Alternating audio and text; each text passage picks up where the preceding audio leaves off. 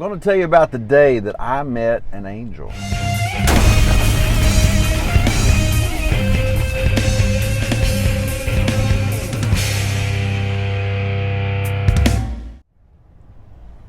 So have you ever had those days where you begin to have a pity party and you're feeling sorry for yourself? Well, so do I. I know it's hard to believe, but I do.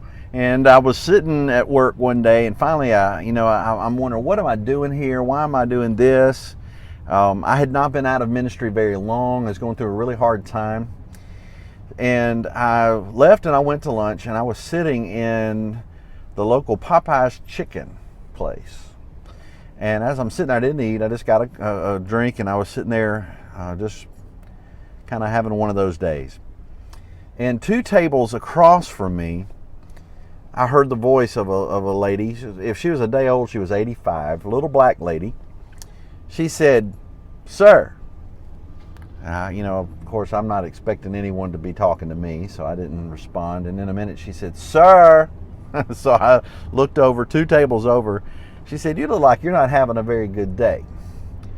I said, "Well, honestly, I'm really not." She said, "Well, tell me about it." I said, "Well, if I tell you one sentence, it'll turn into a 15-minute conversation."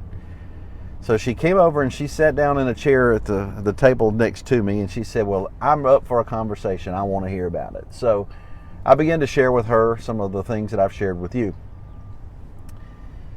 And, the ultimate conversation went to, why am I not in a church right now? I feel God's calling on my life, but yet I'm working over here at this store.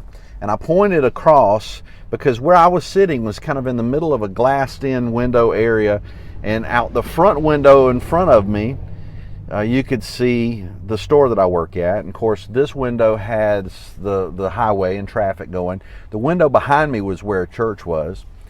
And I said, and I'm there. I'm not where I feel like God wants to use me. I'm there. She looked at me and she kind of made that funny face that she made, and she said, "Have you looked at that building lately, sir?" And I said, "Well, yeah, I look at it every time I go to work." "What do you mean?" She said, "Look at it right now." And I looked at the building, and the sun was hitting the church that was behind me in the window, and it was casting a reflection on the window in front of me.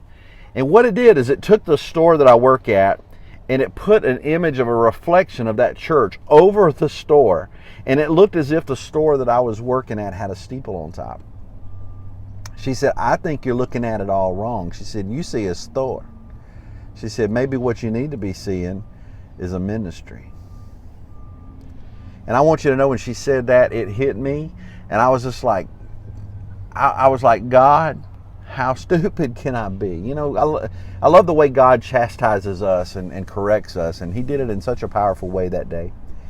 And she said, "What you need to do is bow your head and thank God that you have the opportunity that you have." And do you know what I did? Without even saying thank you, I bowed my head and I just started praying to myself. They were right in the middle of a Popeye's chicken. And I prayed. And whenever I got through praying, I turned to her and was going to say thank you, and she was not there. Now, it's very possible she could have got up and walked out the door, but in my mind, I want to say that she was an angel sent by God to speak to me and to show me truth. And He really showed me some truth that day. God has given us opportunities to minister to people. And it can be done anywhere we are. It can be done wherever we happen to find ourselves. We can do something for His kingdom.